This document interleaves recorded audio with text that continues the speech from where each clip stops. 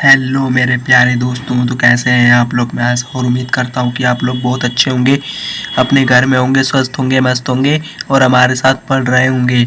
तो ये हमारा हमने एक चैप्टर स्टार्ट किया था जो साइंस का चैप्टर था। उसका नाम है प्रकाश परावर्तन तथा अपवर्तन। तो ये हमारा पार्ट 3 है। अगर आपने पार्ट 1 और पार्ट 2 नहीं देखा होगा तो मैंने डिस्क्रिप्शन में लिंक डाल दिया है, आप वहाँ से जाके देख लीजिएगा। अगर आपको डिस्क्रिप्शन में लिंक नहीं मिलेगा तो आप मेरे चैनल पे जाके देख लीजिएगा। तो मैंने आपके लिए बहुत मेहनत से ये नोट्स बना के लाए हैं। तो वीडियो को सब्सक्राइब और वीडियो को लाइक और चैनल को सब्सक्राइब करना ना भूलिएगा। तो आओ हम इसे पढ़ते हैं। तो हमारा पहला है अपवर्तनांक के प्रकार। अपवर्तनांक दो प्रकार का होता है, सापेक्ष अपवर्तनांक, निरपेक्ष अपवर्तनांक। तो हम पहले दूसरे को पढ़ लेते हैं क्योंकि दूसरा पढ़ेंगे तो हमें पहला समझ में आएगा।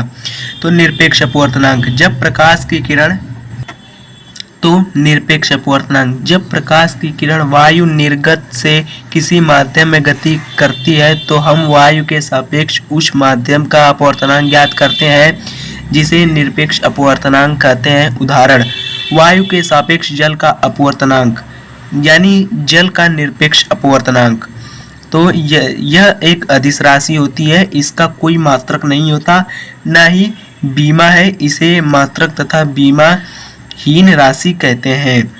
तो आप इसे याद रखिएगा, ये पेपर में एमसीक्यू में पूछ लिया जाता है। तो इसका फॉर्मूला होता है निरपेक्ष अपवर्तनांक का, तो n बराबर c/v। तो आइए हम देखते हैं n किसे कहते हैं और v किसे कहते हैं। तो हमारा आगे है n बराबर माध्यम का अपवर्तनांक और c बराबर वायु या निर्वात का में प्रकाश की चाल। तो v माध्यम में प्रकाश की चाल को हम लिखते हैं। तो जो c बराबर होता है वो वायु या निर्वात में प्रकाश की चाल होती है। तो सापेक्ष अपवर्तनांक, जब प्रकाश एक पारदर्शी माध्यम से दूसरे पारदर्शी माध्यम में गमन करती है, जैसे एक वो होता है ना चश्मे का लेंस, तो उसी में तो पहले माध्यम के सापेक्ष दूसरे माध्यम का अपवर्तनांक सापेक्ष अपवर्तनांक कहलाता है। तो आइए हम इसके फॉर्मूले के बारे में भी पढ़ते हैं। तो इसमें होता है जिसके n जिसका, यानी जल के सापेक्ष कांच का अपवर्तनांक। तो जिसके यानी जल के और जिसका यानी कांच का। तो इसका सूत्र होता है 1n2 बराबर n2/n1। तो अपवर्तनांक ज्ञात करने के लिए दो सूत्र होते हैं। मैंने यहाँ 3 लिख रखा है, तो 2 सूत्र होते हैं।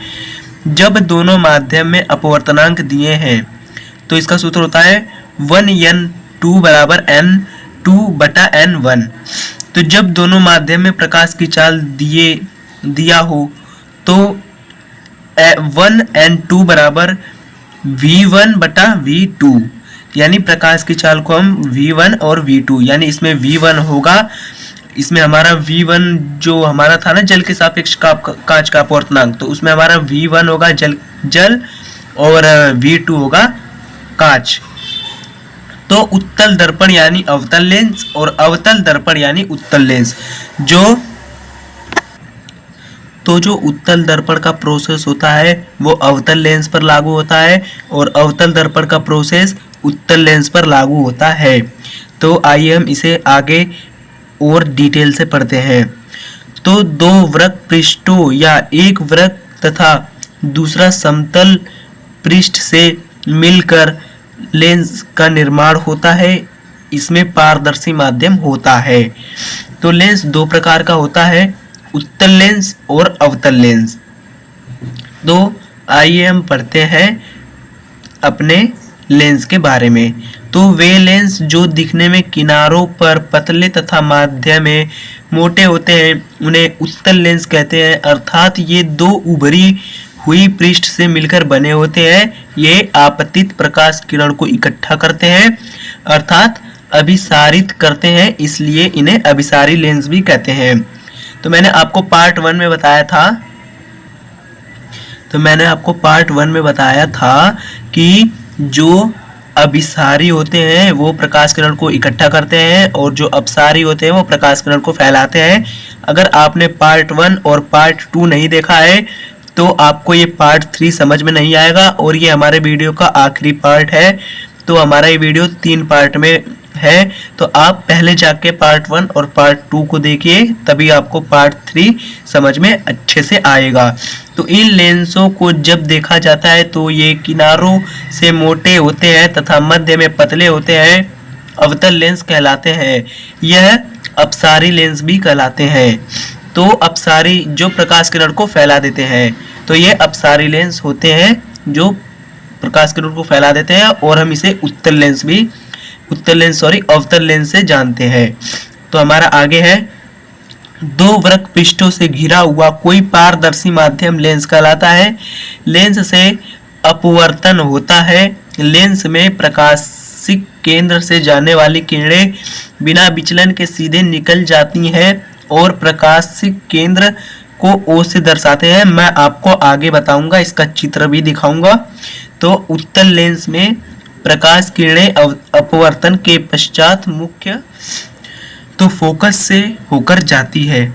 मैं आपको आगे बताऊंगा, तो आप वीडियो में बने रहिएगा और अच्छे से समझाऊंगा। तो अवतल लेंस में प्रकाश किरणें अपवर्तन के पश्चात मुख्य फोकस से आती हुई प्रतीत होती हैं।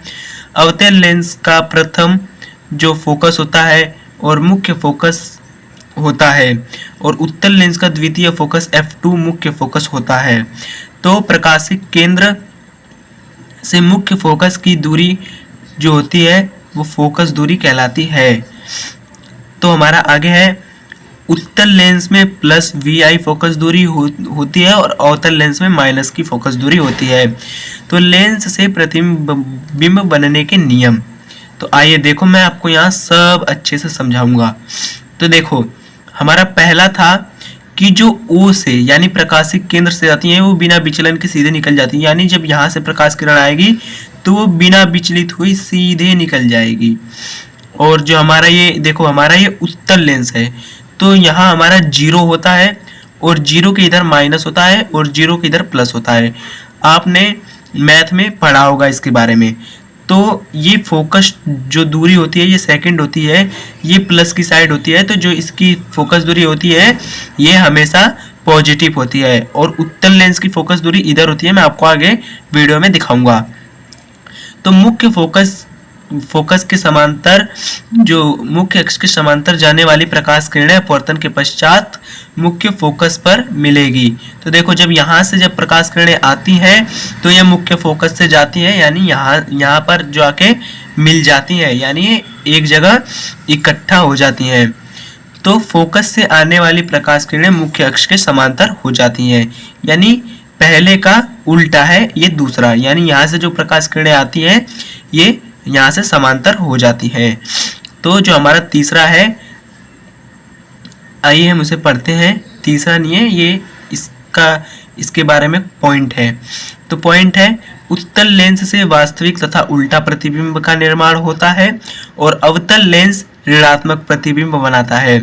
उत्तल लेंस से आभासी तथा सीधा एक प्रतिबिंब का निर्माण होता है। तो एक ही प्रतिबिंब बनता है जो आभासी और सीधा होता है। तो आगे है, प्रतिबिंब की ऊंचाई h तथा बिंब की ऊंचाई h के अनुपात को आवर्धन कहते हैं। तो आवर्धन का जो फॉर्मूला होता है वो होता है, आवर्धन बराबर होता है m बराबर,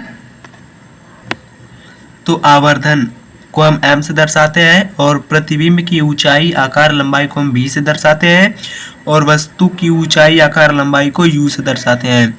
तो लेंस में जो आवर्धन होता है उसका फॉर्मूला होता है m बराबर v बटा u। तो आइए, हमारा एक थोड़ा सा और चैप्टर रह गया है, उसे भी पढ़ लेते हैं। तो लेंस द्वारा आपतित किरण को मोड़ने की क्षमता को ही लेंस की क्षमता कहलाती है। तो जो लेंस होता है, जो आपतित किरण होती है, जो आने वाली किरण होती है, जब वो मुड़ जाती है तो उसकी क्षमता को हम लेंस की क्षमता कहते हैं। तो मोटे लेंस की वक्रता अधिक होती है और फोकस दूरी कम होती है, और पतले लेंस की वक्रता कम होती है और फोकस दूरी ज्यादा होती है। तो कम की अधिक तथा अधिक की क्षमता कम। तो लेंस की क्षमता को हम P से दर्शाते हैं और P बराबर 1/f यानी फोकस दूरी, और F को हम फोकस दूरी कहते हैं। और फोकस दूरी हमेशा किस में होनी चाहिए? मीटर में होनी चाहिए। तो लेंस का जो मात्रक होता है वो डायोप्टर होता है और लेंस का सूत्र होता है F बटा 1/f बराबर 1/b माइनस 1/u। लेकिन इसका जो फॉर्मूला होता था वो होता था 1/f बराबर 1/b प्लस 1/u, लेकिन u हमेशा माइनस का होता था, तो इसीलिए यहाँ प्लस हटा के माइनस कर दिया गया है। तो आप कंफ्यूज मत होइएगा। तो ये हमारा एक प्यारा सा चैप्टर था जो ख़त्म होता है। और रुको आप वीडियो को यहीं से काट देते हैं, तो प्लीज़ वीडियो को लास्ट तक ज़रूर देखिएगा।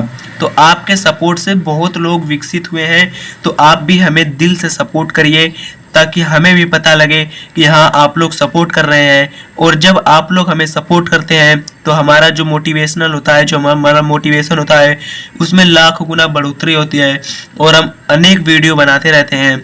तो प्लीज़ वीडियो को लाइक और चैनल को सब्सक्राइब जरूर कर दीजिएगा, क्योंकि आप लोग सपोर्ट करेंगे तभी हम आगे बढ़ पाएंगे और आपके लिए अनेक वीडियो ला पाएंगे।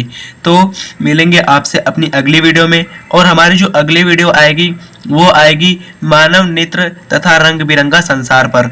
उसमें मैं आपको लेंस के बारे में और अच्छे से बताऊंगा। तो आप वीडियो में बने रहिएगा और प्लीज़ चैनल को सब्सक्राइब जरूर कर दीजिएगा ताकि हमें भी पता लगे कि हाँ आपको वीडियो की ज़रूरत है। और जब आप चैनल को सब्सक्राइब कर देंगे तो आपको हमारे वीडियो की नोटिफिकेशन मिल जाएगी। तो मिलेंगे आपसे अपनी अगली वीडियो में, तब तक के लिए बाय बाय, टेक केयर। आपका वीडियो देखने के लिए दिल से धन्यवाद।